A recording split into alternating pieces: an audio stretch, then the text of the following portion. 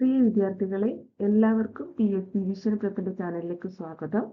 ഇന്ന് നമ്മൾ നോക്കാൻ പോകുന്ന ടോപ്പിക് മാർത്താണ്ഡവർമ്മ മുതൽ ശ്രീ ചിത്തിര തിരുനാൾ വരെയാണ്. ഒരു ചെറിയ രാജ്യം എങ്ങനെ ശക്തമായ സാമ്രാജ്യമായി മാറി? ആ മാറ്റത്തിന് പിന്നിൽ ആരൊക്കെയായിരുന്നു? മാർത്താണ്ഡവർമ്മ തിരുവിതാംകൂറിലെ ശക്തപ്പെടുത്തിയ രാജാവാകുമ്പോൾ ശ്രീ ചിത്തിര തിരുനാൾ ബാലരാമവർമ്മ സാമൂഹിക സമത്വത്തിന്റെ വാതിൽ തുറന്ന ഭരണാധികാരിയായിരുന്നു. ക്ഷേത്രപ്രവേശന പ്രഖ്യാപനം, ഭരണപരിഷ്കാരങ്ങൾ, ചരിത്ര സംഭവങ്ങൾ, PSC പരീക്ഷയിൽ റിപ്പീറ്റായി വരുന്ന ടോപ്പിക്കുകൾ നമുക്ക് ഈ ചാനലിലൂടെ നോക്കാം. ട്രാവൻകൂർ സംസ്ഥാനത്തിന്റെ സ്ഥാപകൻ ആരാണ്? മാർത്താണ്ഡവർമ്മ. ട്രാവൻകൂർ സംസ്ഥാനത്തിന്റെ സ്ഥാപകൻ മാർത്താണ്ഡവർമ്മ. മാർത്താണ്ഡവർമ്മയുടെ ഭരണകാലം 1729 മുതൽ 1758 വരെ. മാർത്താണ്ഡവർമ്മയുടെ ഭരണകാലം 1729 മുതൽ 1758 വരെയാണ്. കുളച്ചൽ യുദ്ധം നടന്ന വർഷം 1741. കുളച്ചൽ യുദ്ധം നടന്ന വർഷം 1741. മാർത്താണ്ഡവർമ്മയും ഡച്ചുകാരും തമ്മിൽ നടന്ന യുദ്ധമാണ് കുളച്ചൽ യുദ്ധം. കുളച്ചൽ യുദ്ധത്തിൽ ആരെയാണ് മാർത്താണ്ഡവർമ്മ തോൽപ്പിച്ചത്? ഡച്ചുകാരെ. കുളച്ചൽ യുദ്ധത്തിൽ ആരെയാണ് മാർത്താണ്ഡവർമ്മ തോൽപ്പിച്ചത്? ഡച്ചുകാരെ. ട്രാവൻകൂർ രാജ്യം ശ്രീ പത്മനാഭസ്വാമിക്ക് സമർപ്പിച്ചത് ആരാണ്? മാർത്താണ്ഡവർമ്മ. ട്രാവൻകൂർ രാജ്യം ശ്രീ പത്മനാഭസ്വാമിക്ക് സമർപ്പിച്ചത് ആരാണ്? മാർത്താണ്ഡവർമ്മ. 1750 തൃപ്പടിദാനം എന്നറിയപ്പെട്ടു. മാർത്താണ്ഡവർമ്മയ്ക്ക് ശേഷം വന്ന രാജാവാണ് കാർത്തിക തിരുനാൾ രാമവർമ്മ. ഇദ്ദേഹം അറിയപ്പെട്ടിരുന്നത് ധർമ്മരാജാവ് എന്ന പേരിലാണ്. മാർത്താണ്ഡവർമ്മയ്ക്ക് ശേഷം വന്ന രാജാവാണ് കാർത്തിക തിരുനാൾ രാമവർമ്മ. ഇദ്ദേഹത്തിന്റെ മറ്റൊരു പേരാണ് ധർമ്മരാജാവ്. ധർമ്മരാജാവിന്റെ ഭരണകാലം 1758 മുതൽ 1798 വരെ. ധർമ്മരാജാവിന്റെ ഭരണകാലം 1758 മുതൽ 1798 വരെ. മൈസൂർ ആക്രമണത്തിൽ ട്രാവൻകൂറിനെ രക്ഷിച്ച രാജാവ് ധർമ്മരാജാവ്. മൈസൂർ ആക്രമണത്തിൽ ട്രാവൻകൂറിനെ രക്ഷിച്ച രാജാവാണ് ധർമ്മരാജാവ്. ടിപ്പു സുൽത്താൻ ട്രാവൻകൂറിനെ ആക്രമിച്ച വർഷം 1789. ടിപ്പു സുൽത്താൻ ട്രാവൻകൂറിനെ ആക്രമിച്ച വർഷം 1789. ധർമ്മരാജാവിന് ശേഷം വന്ന രാജാവാണ് ബാലരാമവർമ്മ. ധർമ്മരാജാവിന് ശേഷം വന്ന രാജാവ് ബാലരാമവർമ്മ. ബാലരാമവർമ്മയുടെ കാലത്തെ പ്രശസ്ത ദിവാനായിരുന്നു വേലുത്തമ്പി ദളവ. ബാലരാമവർമ്മയുടെ കാലത്തെ പ്രശസ്ത ദിവാൻ വേലുത്തമ്പി ദളവ. കുണ്ടറ പ്രഖ്യാപനം നടത്തിയത് ആര്? വേലുത്തമ്പി ദളവ. കുണ്ടറ പ്രഖ്യാപനം നടത്തിയത് വേലുത്തമ്പി ദളവ. കുണ്ടറ പ്രഖ്യാപനം നടന്ന വർഷം 1809. കുണ്ടറ പ്രഖ്യാപനം നടന്ന വർഷം 1809. ബാലരാമവർമ്മയ്ക്ക് ശേഷം വന്ന രാജ്ഞിയാണ് ഗൗരി ലക്ഷ്മിബായി. ബാലരാമവർമ്മയ്ക്ക് ശേഷം വന്ന രാജ്ഞിയാണ് ഗൗരി ലക്ഷ്മിബായി. ഗൗരി ലക്ഷ്മിബായിയുടെ ഭരണകാലം 1810 മുതൽ 1815 വരെയായിരുന്നു. ഗൗരി ലക്ഷ്മിബായിയുടെ ഭരണകാലം 1810 മുതൽ 1815 വരെയായിരുന്നു. അടിമത്തം നിരോധിച്ചത് ആരാണ്? ഗൗരി ലക്ഷ്മിബായി. അടിമത്തം നിരോധിച്ചത് ആരാണ്? ഗൗരി ലക്ഷ്മിബായി. ഗൗരി ലക്ഷ്മിബായിക്ക് ശേഷം വന്നത് ഗൗരി പാർവതിബായി. ഗൗരി ലക്ഷ്മിബായിക്ക് ശേഷം വന്നത് ഗൗരി പാർവതിബായി. വിദ്യാഭ്യാസ പുരോഗതിക്ക് തുടക്കം കുറിച്ച രാജ്ഞി ഗൗരി പാർവതിബായി. വിദ്യാഭ്യാസ പുരോഗതിക്ക് തുടക്കം കുറിച്ച രാജ്ഞിയാണ് ഗൗരി പാർവതിബായി. സ്വാതി തിരുനാൾ മഹാരാജാവ് ആരാണ്? സ്വാതി തിരുനാൾ രാമവർമ്മയാണ് സ്വാതി തിരുനാൾ മഹാരാജാവ് എന്ന് വിളിക്കപ്പെട്ടത്. സ്വാതി തിരുനാളിന്റെ ഭരണകാലം 1829 മുതൽ 1846 വരെയായിരുന്നു. സ്വാതി തിരുനാളിന്റെ ഭരണകാലം 1829 മുതൽ 1846 വരെയായിരുന്നു.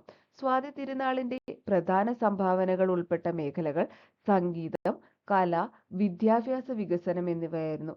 സംഗീതം, കല, വിദ്യാഭ്യാസം, വികസനം എന്നീ മേഖലകളിലായിരുന്നു സ്വാതി തിരുനാളിന്റെ പ്രധാന സംഭാവനകൾ.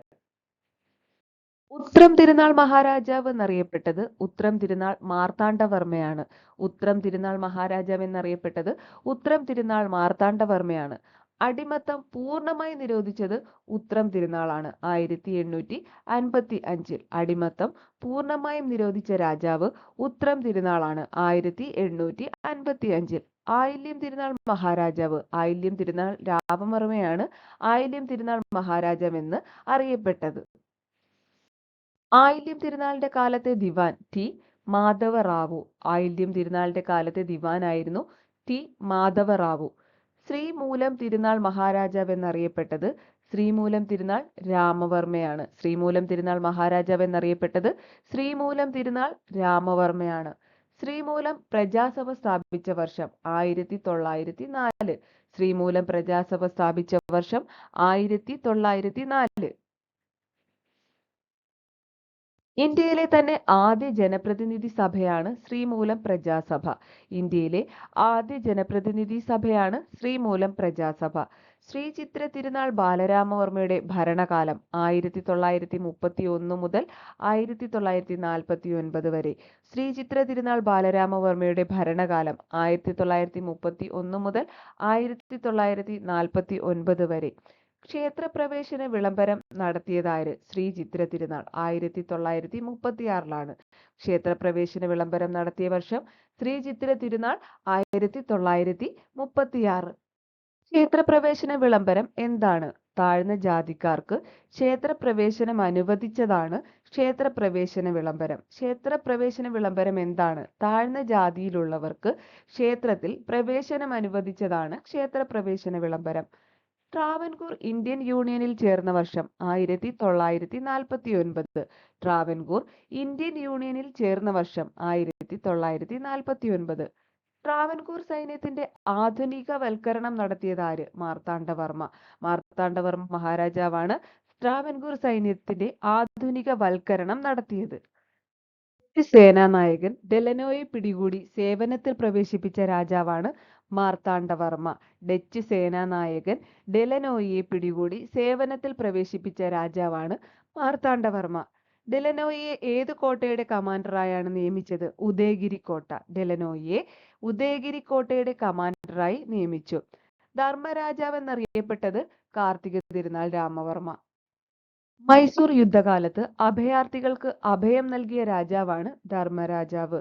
മൈസൂർ യുദ്ധകാലത്ത് അഭയാർത്ഥികൾക്ക് അഭയം നൽകിയ രാജാവാണ് ധർമ്മരാജാവ്. ട്രാവൻകൂർ ബ്രിട്ടീഷ് ഉടമ്പടി അഥവാ സബ്സിഡിയറി അലയൻസ് ഒപ്പുവെച്ചതാര്? ബാലരാമവർമ്മ.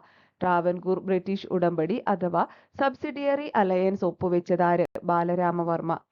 വേലുത്തമ്പി ദളവയുടെ സമരത്തിന്റെ ലക്ഷ്യം എന്തായിരുന്നു? ബ്രിട്ടീഷ് ആധിപത്യം അവസാനിപ്പിക്കുക. വേലുത്തമ്പി ദളവയുടെ സമരത്തിന്റെ ലക്ഷ്യം എന്തായിരുന്നു? ബ്രിട്ടീഷ് ആധിപത്യം അവസാനിപ്പിക്കുക. വേലുത്തമ്പി ദളവ ആത്മഹത്യ ചെയ്തത് എവിടെ? മണ്ണടി. വേലുത്തമ്പി ദളവ ആത്മഹത്യ ചെയ്തത് മണ്ണടിയിലാണ്. രാജ്യഭാരമേറ്റ ആദ്യ വനിതാ ഭരണാധികാരി ഗൗരി ലക്ഷ്മിഭായി. ട്രാവൻകൂറിൽ രാജ്യഭാരമേറ്റ ആദ്യ വനിതാ ഭരണാധികാരിയാണ് ഗൗരി ലക്ഷ്മിഭായി. ട്രാവൻകൂറിൽ കോടതികൾ പുനഃസംഘടിപ്പിച്ചതാര്? ഗൗരി ലക്ഷ്മിഭായി. ട്രാവൻകൂറിൽ കോടതികൾ പുനഃസംഘടിപ്പിച്ചതാര്? ഗൗരി ലക്ഷ്മിഭായി. ഇംഗ്ലീഷ് വിദ്യാഭ്യാസത്തിന് തുടക്കം കുറിച്ചതാര്? ഗൗരി പാർവതിഭായി. ഇംഗ്ലീഷ് വിദ്യാഭ്യാസത്തിന് തുടക്കം കുറിച്ചത് ഗൗരി പാർവതിഭായിയാണ്. സംഗീത ചക്രവർത്തി എന്നറിയപ്പെടുന്ന ട്രാവൻകൂർ രാജാവ് സ്വാതി തിരുനാൾ രാമവർമ്മ.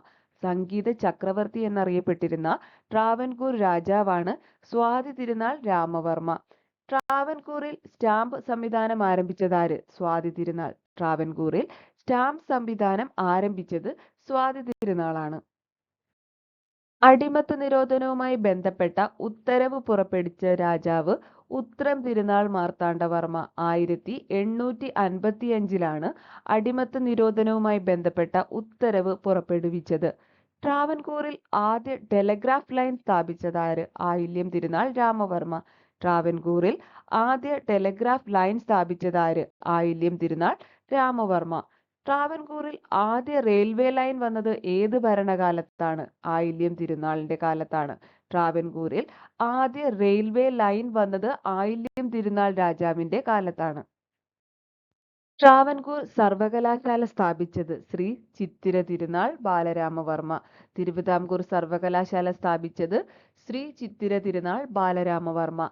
ട്രാവൻകൂർ സർവകലാശാല സ്ഥാപിച്ച വർഷം 1937. ട്രാവൻകൂർ സർവകലാശാല സ്ഥാപിച്ച വർഷം 1937. ശ്രീ ചിത്തിര തിരുനാളിന്റെ ദിവാനാര്? CP രാമസ്വാമി അയ്യർ. ശ്രീ ചിത്തിര തിരുനാളിന്റെ ദിവാനായിരുന്നു CP രാമസ്വാമി അയ്യർ. ട്രാവൻകൂറിൽ പൊതുവിദ്യാഭ്യാസ വ്യാപനത്തിന് പ്രധാന സംഭാവന നൽകിയ രാജാവ് ശ്രീമൂലം തിരുനാൾ. ട്രാവൻകൂറിൽ പൊതുവിദ്യാഭ്യാസ വ്യാപനത്തിന് പ്രധാന സംഭാവന നൽകിയ രാജാവാണ് ശ്രീമൂലം തിരുനാൾ. ശ്രീമൂലം തിരുനാളിന്റെ കാലത്തെ നിയമസഭ ശ്രീമൂലം പ്രജാസഭ. ശ്രീമൂലം തിരുനാളിന്റെ കാലത്തെ നിയമസഭ അറിയപ്പെട്ടത് ശ്രീമൂലം പ്രജാസഭ. ഇന്ത്യയിലെ ആദ്യ ബജറ്റ് അവതരിപ്പിച്ച നാട്ടുരാജ്യം ട്രാവൻകൂർ. ഇന്ത്യയിൽ ആദ്യ ബജറ്റ് അവതരിപ്പിച്ച നാട്ടുരാജ്യം ട്രാവൻകൂർ ആണ്.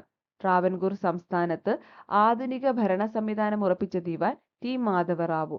ട്രാവൻകൂർ സംസ്ഥാനത്ത് ആധുനിക ഭരണ സംവിധാനം ഉറപ്പിച്ച ദിവാൻ ടി മാധവറാവു. ഇതുവരെ നമ്മൾ നോക്കിയ ചോദ്യോത്തരങ്ങളെല്ലാം തന്നെ PSC പരീക്ഷയിലെ ആവർത്തന ചോദ്യങ്ങളാണ്.